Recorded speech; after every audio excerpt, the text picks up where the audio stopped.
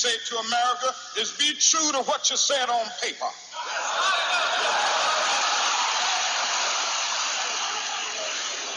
If I lived in China or even Russia or any totalitarian country, maybe I could understand some of these illegal injunctions. Maybe I could understand the denial of certain basic First Amendment privileges because they haven't committed themselves to that over there. But somewhere I read of the freedom of assembly.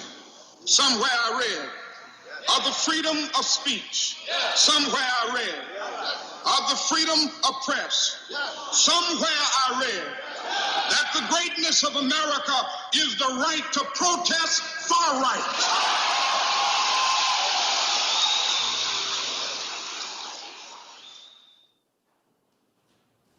We got the right to make it right. We got the right to make it right. We got the right to make it right. We got the right.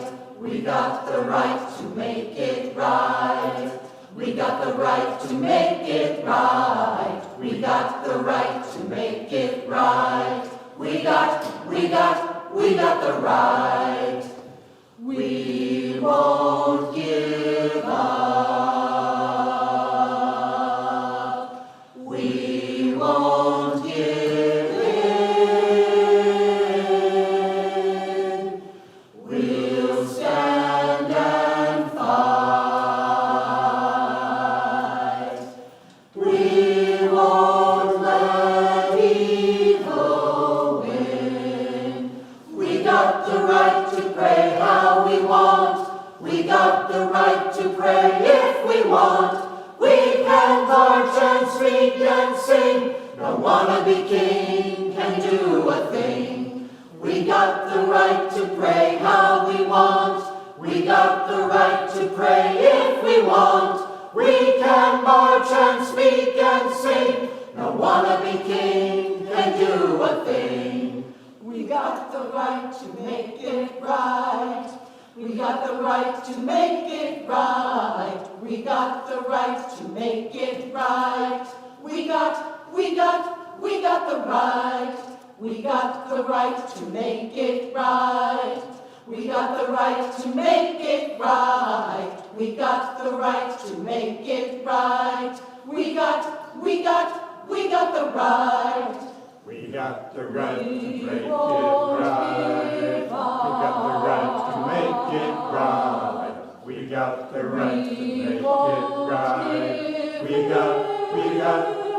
the right.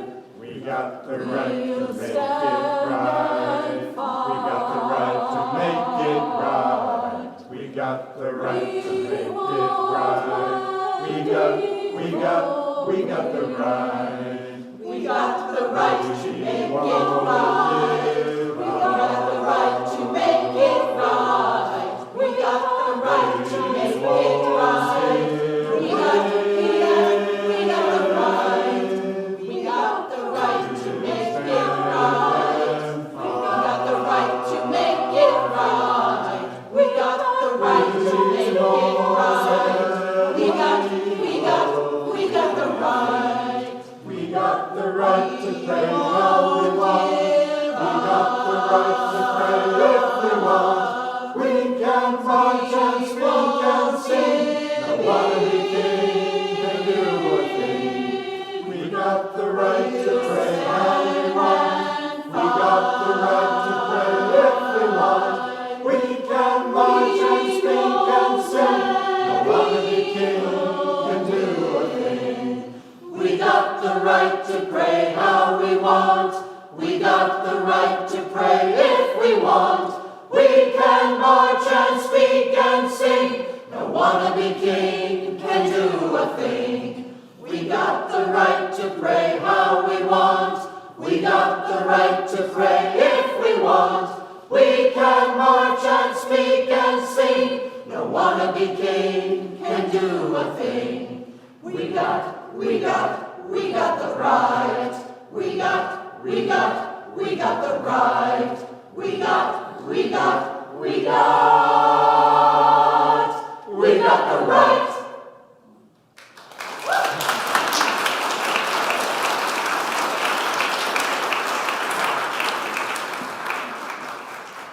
Wow. Good morning and welcome to the First Unitarian Society of Madison. My name is Roz Woodard and my pronouns are she, her, and I am today's Worship Associate. Today I'm joined by FUS member and fellow Worship Associate Becky Burns, and by the worship team of Drew Collins, Steve Gregorius, Dan Carnes, and many thanks to Michael Beebe and to the Meeting House Chorus for their fantastic gift of music today. At First Unitarian Society, we question boldly, listen humbly, grow spiritually and courageously, and love unapologetically. Thank you to all those volunteering today to make this service possible. Our greeter is Anne Smiley. Our ushers are Brian Frey, Bev Dusso, Anne Galaxon. The all-important coffee is Barb Avery, Amy Ganaway, Bisnitchke, and the lay minister is Lois Evenson. If you're visiting us today, welcome. We're very glad to see you here. And if you would like any more information about our First Unitarian Society, please stop by the welcome table that's located in the Commons just to the left here as you go out. And we hope you'll be able to stay and join us for coffee, and immediately after the service, also in the Commons. For those connecting with us virtually today, we're glad you're with us, and we hope that you'll be able to take a moment and watch the announcements after today's service to learn about the upcoming programs and activities. And now, I invite you to join me in a moment of silence to center ourselves and bring ourselves fully into this time as we join together once again in community.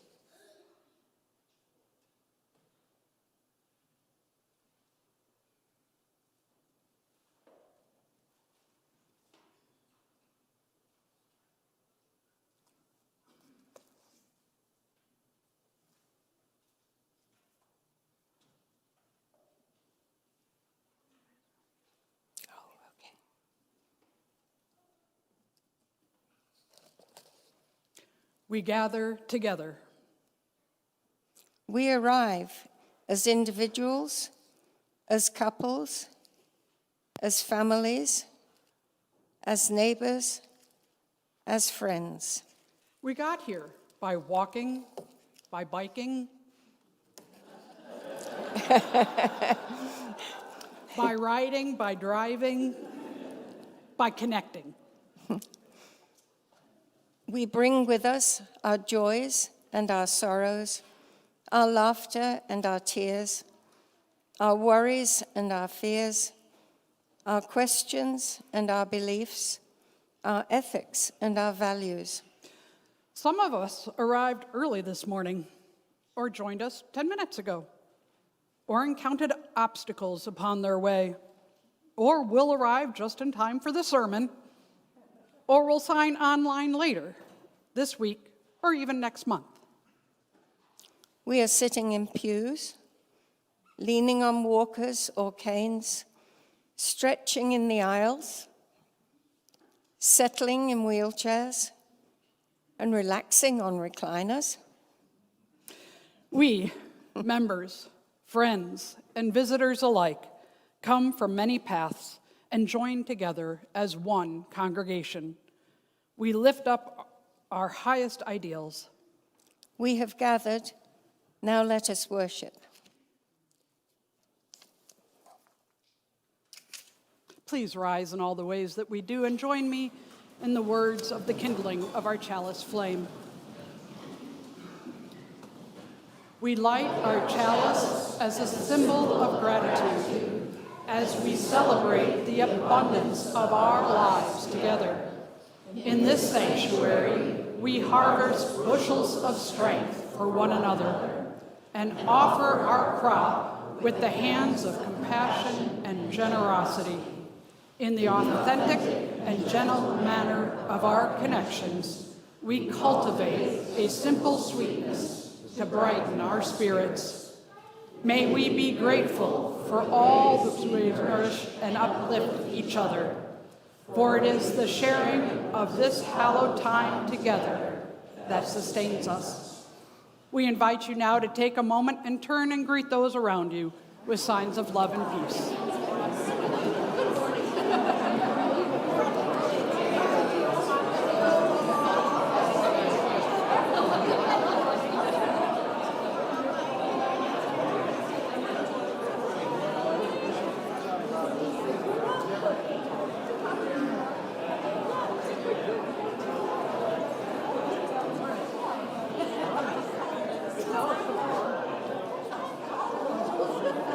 Good morning.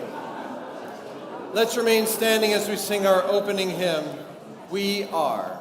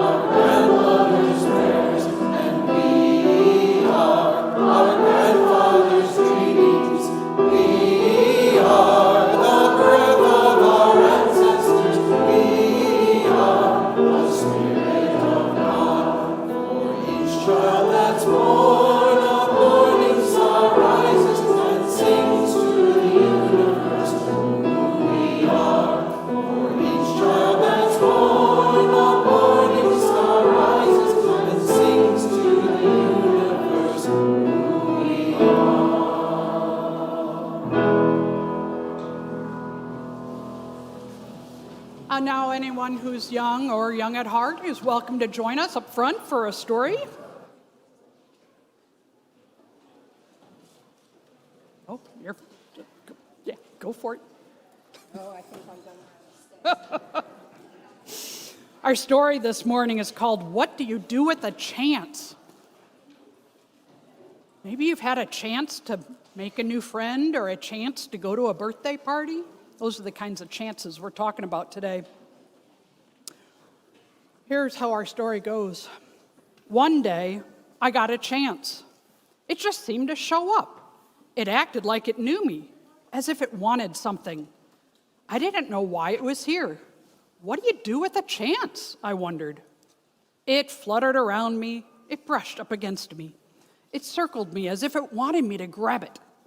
I started to reach for it, but I was unsure and I pulled back.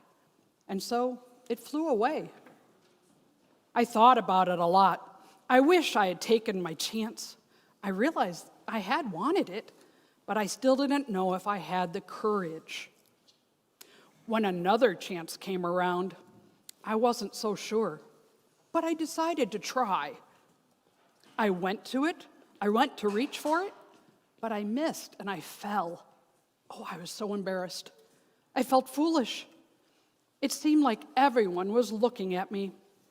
I decided I never wanted to feel this way again. So after that, whenever a chance came along, I ignored it. And the more I ignored them, the less they came around. Until one day, I noticed that I hadn't seen a chance in quite a while. It was as if they had all disappeared, and I started to worry. What if I don't get another chance? I know I acted like I didn't care, but the truth was I did. I still wanted to take a chance, but I was afraid, and I wasn't sure if I would ever be brave enough. Then I thought, well, maybe I don't have to be brave all the time. Maybe I just need to be brave for a little while at the right time. I realized it's up to me. I promised myself that if I ever got another chance, I wasn't going to hold back. If I got another chance, I was going to be ready. Then, one seemingly ordinary day, I saw something shining far off in the distance. Is it possible, I hoped? Could this be my chance? I had to find out. I ran as hard and as fast as I could towards it. I don't know how to explain it, but the second I let go of my fears, I was full of excitement. It wasn't that I was no longer afraid, but now my excitement was bigger than my fear. As I got closer, I could see that it was a really big chance. But this time I was ready. As it came by, I reached out and grabbed it. I held on with all my might. It felt so good to soar, to fly, and to be free. I now see that when I hold back, I miss out, and I don't want to miss out. There's just so much I want to see and do and discover. So what do you do with a chance? You take it, because it just might be the start of something incredible. So I hope you all take a chance next time you get a chance. Just take it. Run with it. And now you get to go take a chance on your classes. See what you might learn there. Let's sing Our Children on Their Way.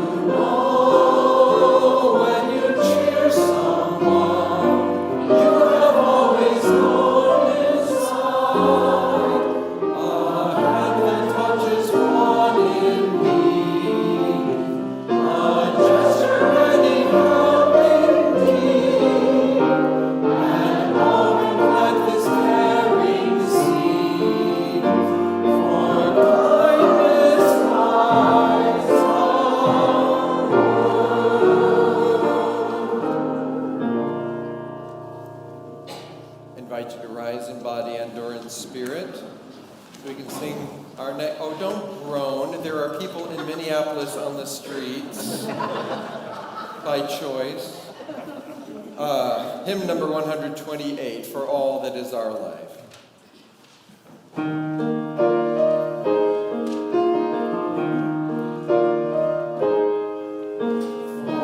all that is our life, we sing.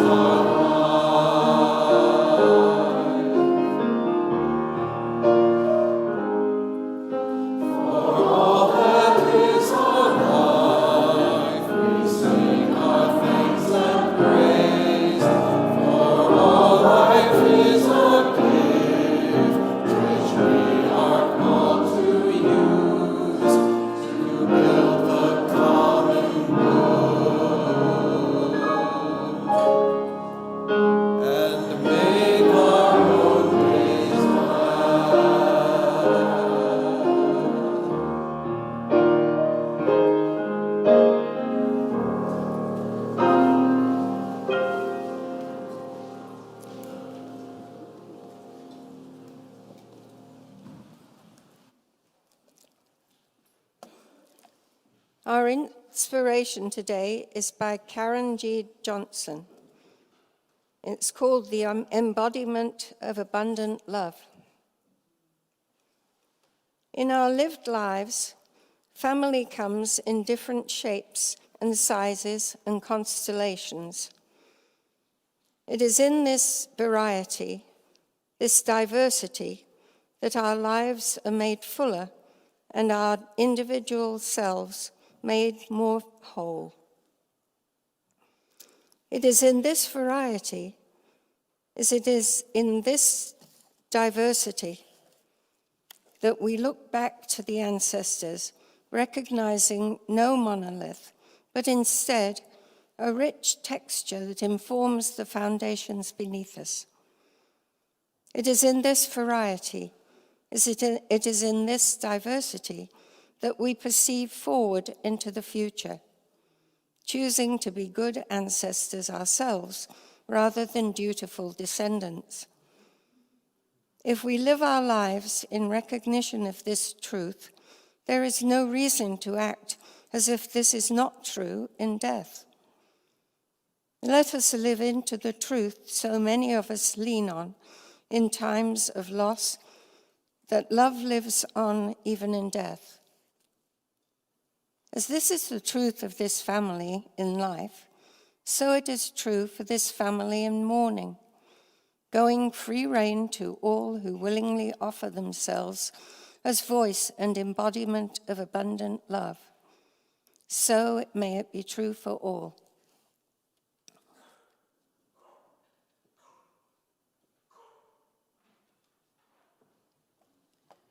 If you're as much of a Disney fan as I am, you know what I'm talking about when I say Ohana. Ohana means family. Now, for Lilo and Stitch, that means nobody gets left behind or forgotten. In the indigenous Hawaiian cultures, where this word comes from, its meaning is a bit more elaborate. The concept of Ohana involves creating loving relationships with more than just our blood relatives. Embracing Ohana means developing a sense of familial care and devotion to all members of the human family. In Hawaii, your Ohana can be your biological family, your work family, and of course, your church family. But this concept of a chosen family was foreign on me for many years. Growing up, I understood family in a very traditional way. It included my heteronormative parents, 3 siblings, and our extended relatives. But as I got older, I learned that there were many ways that families are made. Family was no longer just a biological connection, but a love connection.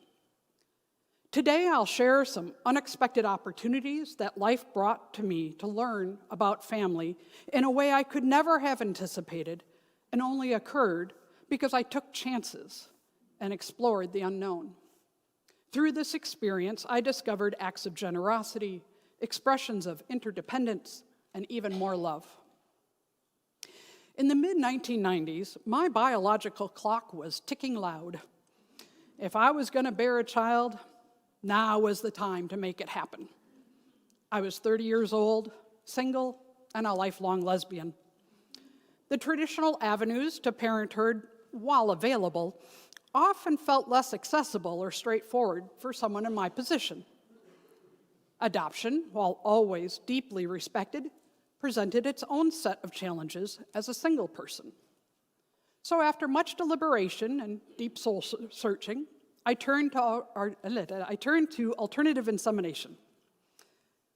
This wasn't just a different avenue, it was a deliberate step into the unknown, choosing a path less trodden and embracing the uncertainty with hope. It required courage to redefine what family meant at its very inception. I trusted that love would always be at the foundation, no matter what the means. This was not a casual decision. It was a choice made with immense intention. This journey of becoming a parent through unconventional methods was a personal revelation, a new truth unveiling itself. I immersed myself in the process, poring over sperm donor catalogs, each page a universe of possibilities and ethical quandaries. What characteristics truly mattered? Was it ethical to research a future human being's genetic predisposition? Should I prioritize intellect, artistic talent, or simply close my eyes and choose at random?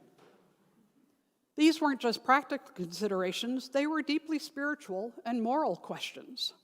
They touched on my values around race, education, temperament, and the nuances of ability. This was a profound exercise in upholding the inherent worth and dignity of every person, even one not yet conceived. It was my first leap into the unknown, laying the groundwork for a family built not on tradition, but on boundless love and bold intentionality. After careful, conscientious consideration, I chose donor 1223. 3 months and $1,500 later, a testament to both modern science and sheer determination, my daughter Courtney was on her way. When she arrived, our small family of 2 felt utterly complete, bursting with love and immense gratitude to the anonymous individual who helped make this miracle happen. For many years, that was our story, whole, sufficient, and overflowing with the quiet joys of our shared life. We had built our family on intention and endless love, the power that holds us together and is at the center of our UU values. Life, however, has a remarkable way of expanding our definitions, often in unexpected ways. Many years later, as Courtney entered her teenage years, a seemingly mundane event, an episode of Law and Order, depicted half-siblings from a single donor, igniting a profound question in me. What if Courtney had siblings out there? This wasn't just idle curiosity. As a parent, I felt a deep, almost instinctual responsibility to explore that possibility, even if it meant venturing once again into entirely uncharted territory. Now, before going down that road, I needed to decide if I was willing to accept what I might find. What impact might this have on me, on Courtney, on our family? It meant accepting that to gain something incredible, we had to be willing to embrace the unexpected, the full spectrum of what we might find. And what it revealed was profoundly beautiful. The moment I logged into the National Donor Sibling Registry, I discovered that others had used donor 1223. My life was forever changed, for the better. I was taking a step into the unfamiliar of potential connections. It was the universe affirming that opening ourselves to uncertainty can lead to unimaginable expansions of love and belonging. Courtney and I quickly found a private Facebook group, a vibrant, budding community of families all connected by this shared donor. Then a truly world-altering text message arrived, a text that simply stated, BTW, the kid's donor is Douglas Wilson, whose name, as well as all future names, have been changed to protect their privacy. Suddenly, we weren't just finding siblings, we were finding her anonymous donor. It was a disclosure that simultaneously humbled and thrilled us. It felt like we were taking flight into an entirely new dimension of our family, a boundless horizon opening before us, full of unexpected wonders. Our everyday lives stopped as Courtney and I spent the rest of that weekend on Facebook looking at photos of these families who were intricately connected to us. This moment in our journey reminds me of Aesop's fable of the oak and the reeds. An oak stood rigid, proud, resisting the storm, and was ultimately torn up by its roots. The reeds, however, simply bowed before the wind and survived. I knew at that moment we were facing a hurricane of change. Learning from the reeds meant we were releasing any rigid ideas of family and bravely swaying with the winds of change. This willingness to bend, to explore what lay beyond our comfortable definitions, paved the way for the joy that we affectionately called the Grand Reunion. Courtney and I took the Amtrak train to the Grand Canyon in Arizona, full of anticipation in meeting some of her half-siblings. Imagine this, 7 young children, some in swimsuits, still wrapped in wet towels from the pool, running down the hotel hallway to greet Courtney. One girl, Crystal, with arms wide open and a radiant smile, exclaimed, "Courtney, I'm Crystal. I'm your sister." It was a scene of pure, unadulterated connection, a powerful, instinctive demonstration that family isn't solely about shared genes or legal documents, but about shared hearts, immediate recognition, and that innate sense of belonging. We quickly learned that the term half-sibling felt utterly inadequate to describe the depths of these bonds. As one child astutely put it, there's nothing about their half-sibling that feels like half of anything at all. They're simply siblings, bound by a unique and beautiful thread that transcends conventional definitions. What struck me most profoundly was the immediate acceptance and natural parenting that unfolded among all the mothers there. Regardless of their own family structure, be it single moms or two-mom families or more traditional two-parent families, they embraced each other and all the children as if they had known them forever. In this new, dare I say, family, there were many paths to parenthood, many family compositions, all equally sacred and all accepted with open hearts. I remember sitting poolside as Courtney carried the youngest child, Jesse, out of the pool. Jesse was crying because his big brother was picking on him. Up to that point in her life, Courtney had never had that opportunity. Now, less than 24 hours after meeting her siblings, caring for Jesse was just natural for her.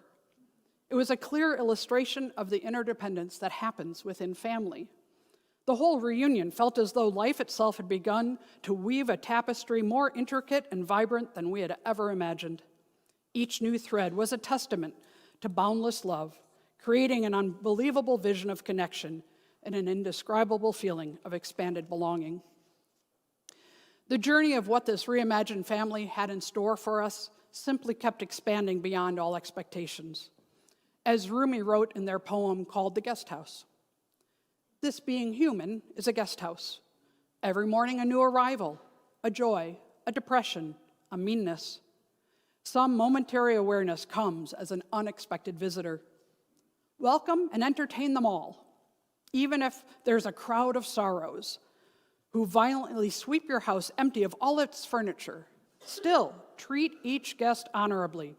He may be clearing you out for some new delight. The dark thought, the shame, the malice, meet them at the door laughing and invite them in.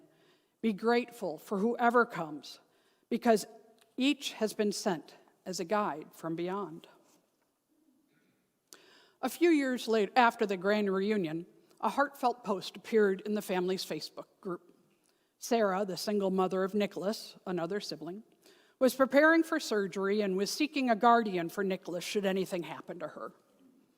Without a moment's hesitation, we offered support. It was a moment of what our faith calls radical welcome, an instinct to extend our families to encompass somebody in need. My response was simple and immediate. I would be happy to finish raising Nicholas, should that ever become necessary. I would like to think that he would feel at home in our family. This was an offer made without knowing the full implications. It was a radical leap of faith into new potential family configuration. It was a choice born out of generosity and a deep willingness to embrace the profound unknown of how our lives could change. Just 2 months later, prior to her surgery even being scheduled, Sarah unexpectedly passed away.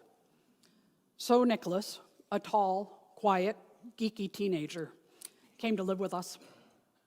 This was certainly one of whom Rumi describes as an unexpected visitor. Courtney was now navigating her teenage years with a younger brother who was going to the same high school and meeting her friends. Was my decision to accept Nicholas into our family made without thinking about the implications this might have for Courtney? Could be. Years later, after Courtney was in college, she wrote a letter home with her reflections about this experience, and I quote, "Thank you for taking in Nicholas. I know I was opposed when you first mentioned the possibility, but I'm so glad we did, because you showed me that a kind, loving heart, a little hard work, and not being fearful can lead to an incredible experience you never expect and learn so much from. This act became a living lesson in what it means to be a beloved community, not just in theory, but in the messy, beautiful reality of daily life. And one of the unanticipated joys was watching Nicholas blossom into a wonderful, independent young man. The layers of connections continued to unfold. We even met donor dad Douglas himself. This was perhaps the most nervously anticipated encounter of them all. Stepping into that dinner with him was another act of courage, a journey into the unfamiliar depths of our shared origins. Both we and Douglas had to be willing to shed expectations and embrace the unknown of this connection and what might unfold. And in this experience, we found not disappointment, but a gentle, kind man open to the unexpectedly sprawling family. While we were worried about what he might be like, Douglas shared a vulnerability that deeply touched us. In this first meeting, he shared, "I was worried that I would be a disappointment." Oh my goodness. The person who gave of himself so that others could have a family thought that his existence could disappoint. We assured him that our experience was far from disappointing. We found him to be a wonderful person, open to connection, and remarkably open to embracing this large family that had, without warning, materialized now in his life. In 2017, donor dad Douglas was diagnosed with terminal, inoperable, stage 4 colon cancer. By then, we had met his family several times, and it was commonplace for me to visit his home in Minnesota. One afternoon, soon after his diagnosis, I arrived bringing a string of lights, and between each of the bulbs on the string of lights were pictures of the 20-plus half-siblings, meant to surround him during the rest of his life's journey. At the time, he and his wife were out running errands, so his 4 children helped me drape the lights around the living room. As I sat with his children, I mentioned how glad I was that they had each other as they faced the challenging road ahead. To this, his youngest, a boy of 7, so wisely observed, "We have all of them, too," as he pointed to the string of lights. I assured him that he was absolutely right. This wisdom, coming from the innocent mouth of a child, highlights how naturally children often embrace these evolving family forms. They see connection and enrichment where adults might initially perceive complexity or challenge.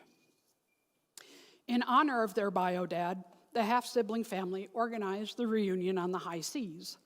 This was a cruise on the date of January 2nd, 2023. That is 1-2-2-3. Young adult siblings came together, some traveling solo, some with their parents, forging new adult-to-adult relationships. These are the organic, resilient ways in which this reimagined family continues to grow and strengthen, embodying generosity, cultivating a spirit of gratitude and hope. This story is more than just a personal narrative. It's a profound and living illustration of the very heart of Unitarian Universalism.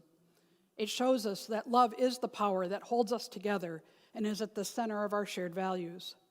It guides us to heal what is broken and grow our capabilities, always returning to the side with love in our families and our communities.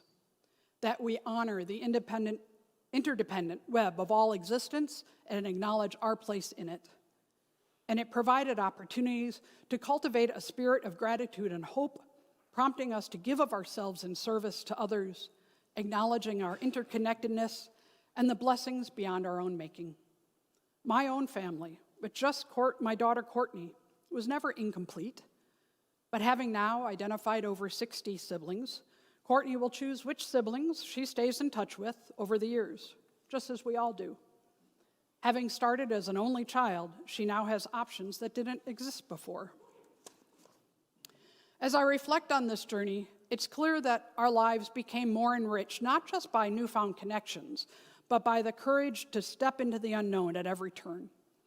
From the initial intentional decision of alternative insemination, to venturing into uncharted territory of the donor sibling registry, to the radical welcome of Nicholas and the vulnerable meeting of Douglas, each step was a risk, an exploration into what lay beyond our comfortable definitions of family.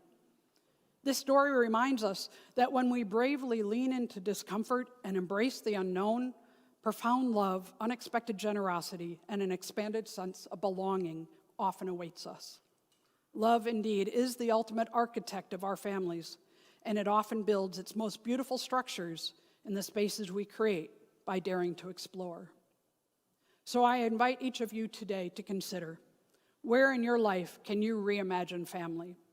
Where can you take courageous steps into the unknown, trusting that love will guide you? Where can you add another picture to the string of lights that illuminates your life?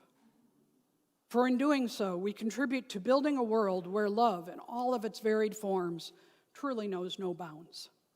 Just as that young boy so wisely knew, we have all of them too. We have each other. This is our Ohana. May it be so.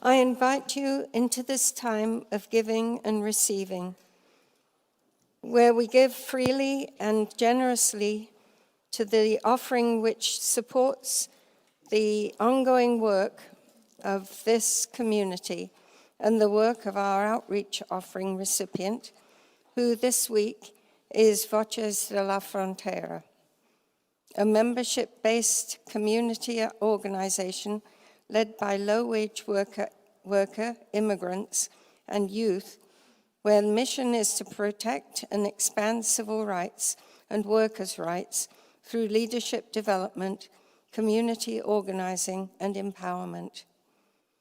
There are multiple ways to share your gifts. Baskets will be passed here in the auditorium for cash and checks, or you can donate directly from our website, fusmadison.org, and you'll see on the screen our text to give information. We thank you for your generosity and your faith in this life we create together.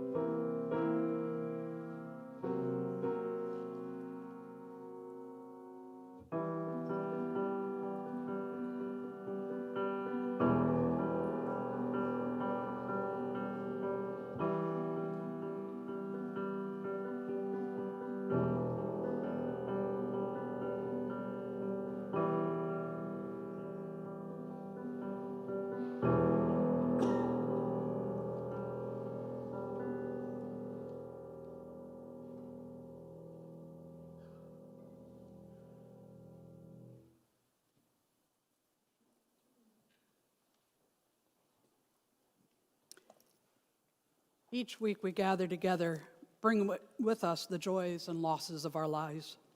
We share these here knowing that they are held in love, care, and support.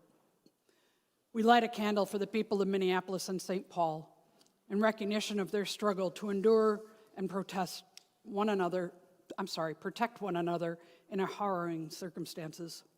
We celebrate those who answered the national call for clergy to come to the Twin Cities in support of Friday's general strike, including, among so many others, our own Reverend Kelly Asperth Jackson. We light a candle once again in grief and in anger over another senseless killing in Minneapolis yesterday. There are no words that can hold the sadness and outrage of this moment. May this candle's flame bear witness to our collective pain, disbelief, and rage. And may it remind us of the holy light of human life and our holy call to bear witness to injustice and cruelty. May we continue to resist inhumanity in all its forms and be bearers of light in a wounded and hurting world. And we light one candle for all that lives in our hearts, the joys and celebrations and the sorrows and the loss. May we know that we are held in love. If you join me now for a moment of prayer and contemplation with these words from Leif Seligman. We pause in the stillness to rest for a moment, to quiet ourselves so that we can feel what stirs within us.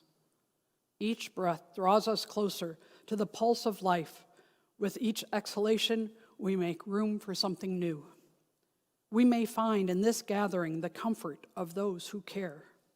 May we encounter patience along our growing edges and compassion in our most tender spots. Here may we find the inspiration and encouragement we need to face our challenges and nurture ourselves. And in the presence of suffering across the globe, may we redouble our efforts to practice kindness where we are, with the hope that the light of our action travels like the light of faraway stars. May our gestures of compassion and generosity seed possibility. May we travel humbly with one another, choosing reconciliation over resentments. We try to live right size. When life presses in and shifts us off balance, when pain assails us, when frustration mounts, may the rhythm of our breath steady us and bring us back to a place of gratitude. Amen.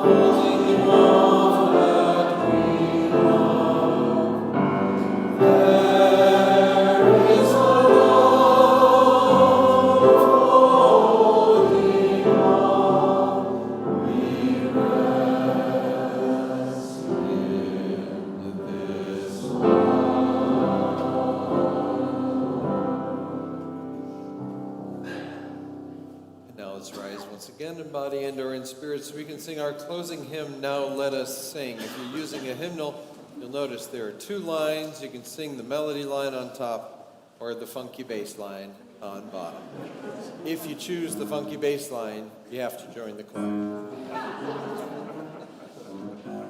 All right, Michael.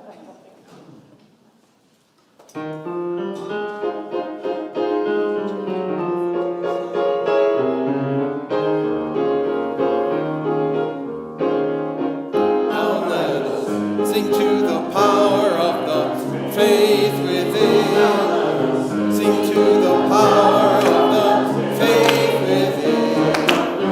Lift up your voice, be not afraid.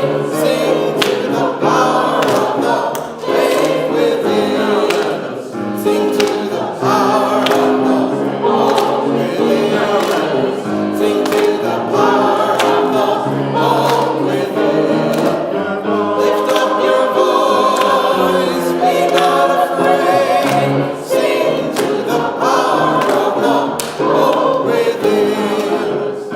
to the power of the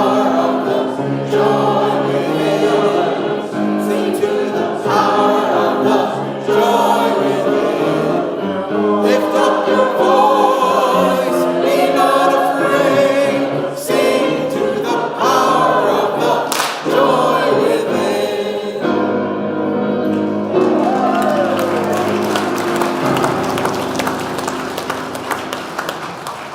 My friends, there is a power at work in the universe. It works through humans' hands, but it is not made by human hands. It is a creative, sustaining, and transforming power, and we can trust that power with our lives and with our ministries. It will sustain us whenever we take a stand on the side of love, whenever we take a stand for peace and justice, whenever we take a risk. Trust in that power. We are together held by that power. Blessed be. Go in peace. And please be seated for the postlude.